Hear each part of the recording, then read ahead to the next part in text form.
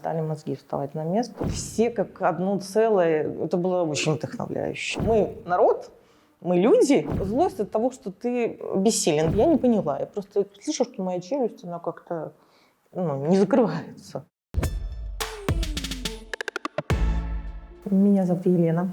Я приехала из Минска в октябре прошлого года. Я вообще бухгалтером работала, но там как-то вот в сентябре я не работала.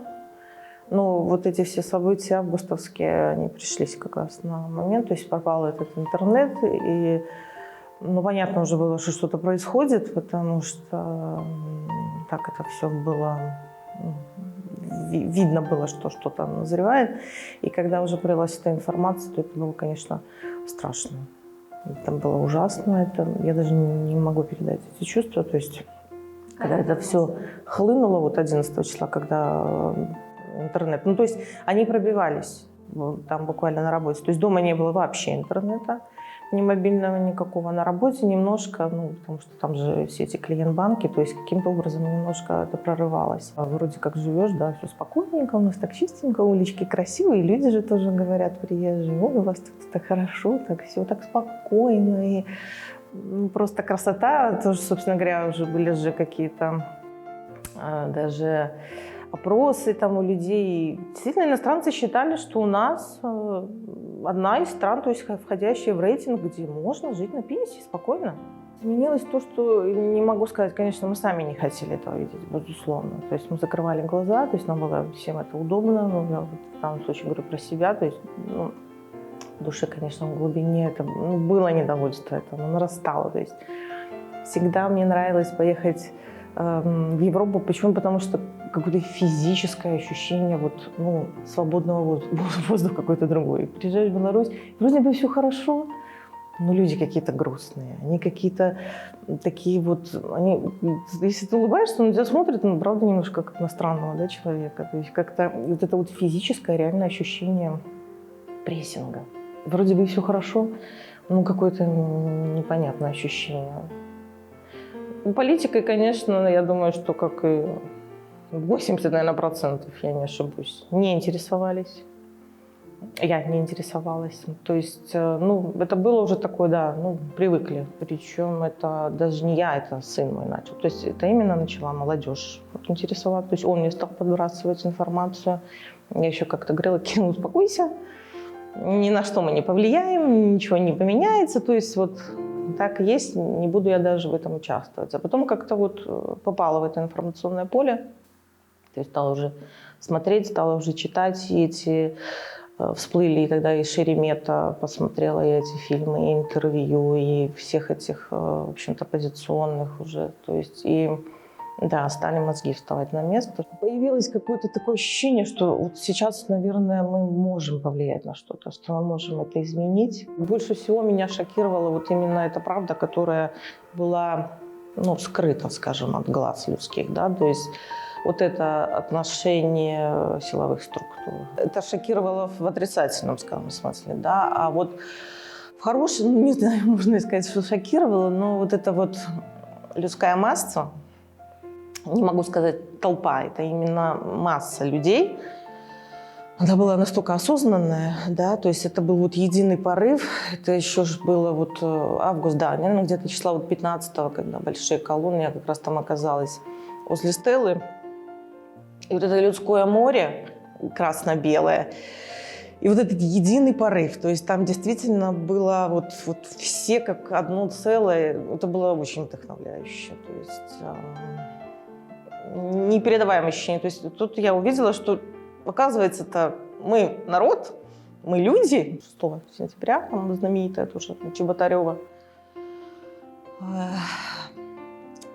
Там было даже, знаете, не страшно, а какая-то была такая злость от того, что ты бессилен, да, тебя окружают эти военные до зубов со щитами, в касках, то есть там только их глаза, и видно, что там эти хлопцы-то, не знаю, сколько им там лет, может, как мой сын, мы были с сыном, и они такого же возраста. Это я себя, например, в тот момент ощущала, знаете, как в фильме про войну.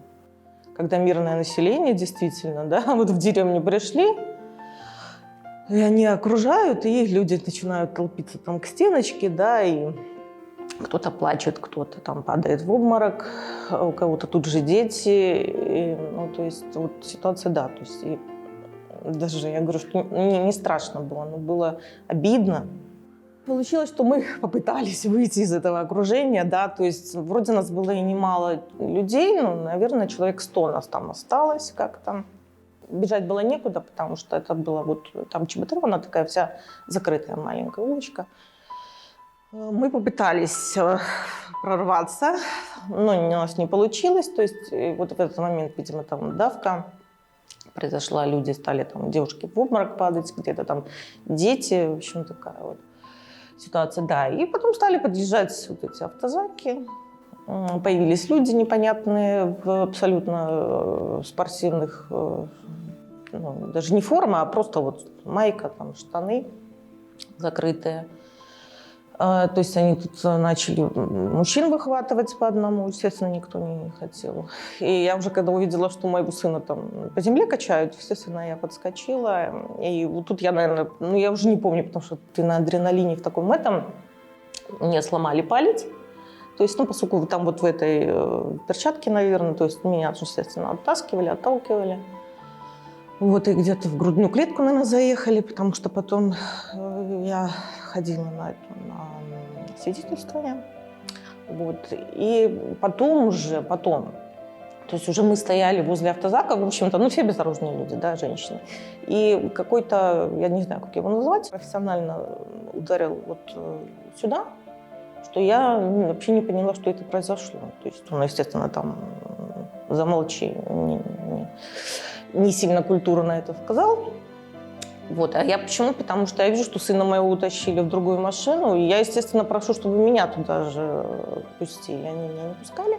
И вот, ну, типа, замолчи. Ну, то есть я не поняла. Я просто слышу, что моя челюсть, она как-то, ну, не закрывается. Вот не закрывается, да? То есть, а я не могу понять, что делать.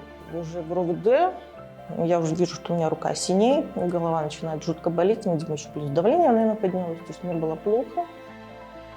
Я попросила вызвать мне скорую, мне вызвали. То есть по поводу РОВД, это была, по-моему, партизанская РОВД, я уже так немножко не помню, да, наверное, партизанская. Ну, то есть там не было никаких издевательств. Единственное, что девчонки эти молодые, я вот на них смотрела и не понимала, да, то есть как люди потом будут жить, то есть у нее есть власть какая-то большая, она себе позволяет, видно же, что все абсолютно интеллигентные, культурные женщины здесь, да.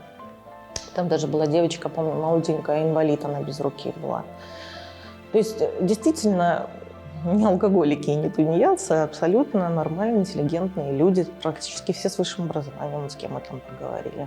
И то есть она себе могла там позволить, что вот, нет, я там троих в туалет, не пятерых, чтобы тут встали в очередь, ну, то есть какое-то такое отношение. И, в принципе, там еще несколько тоже, что ты тут ходишь, или что ты тут хочешь, чем ты тут недоволен. А потом я в больницу, когда попала, врачи наши, то есть у них было настолько, знаете, они как партизаны действовали, то есть они, раз их вызвали, они приехали, и у них была задача, ну, внутренняя, да, то есть увезти людей. То есть я сказала, что там еще одна женщина, на нее не было вызова, то есть они там организовали этот вывоз, то есть нас двоих увезли, причем она, естественно, ставила диагнозы такие уже, знаете, ну, то есть чтобы действительно увезти людей. Вот. И в больнице скорой помощи тоже мне врач сказал, что дежурил как раз в эти дни, и я, говорит, такого повидал, что это ужасно. Это страшно. Я прекрасно понимаю, что, ну, я ничего не теряю, да, то есть можно попробовать начать новую жизнь, ну, или, по крайней мере, вот верим в надежду на то, что там все изменится, и, ну, можно будет тогда вернуться, вот. Потом уже потянулся ко мне сын, и, ну, вроде уже как само собой получается, что надо начинать строить новую жизнь, вот. Сейчас вот я в ожидании карты побыта. Читала, что ЦБС, и я пришла сразу, и, в общем-то, мне сразу помогли. Ну, вот так вот. Ну, а так, больше мы сами справляемся. Все равно у меня какая-то уверенность есть. То есть, в любом случае, я вижу, что люди не сдаются, люди верят в это, и это самое главное. То есть, все равно победа будет за нами.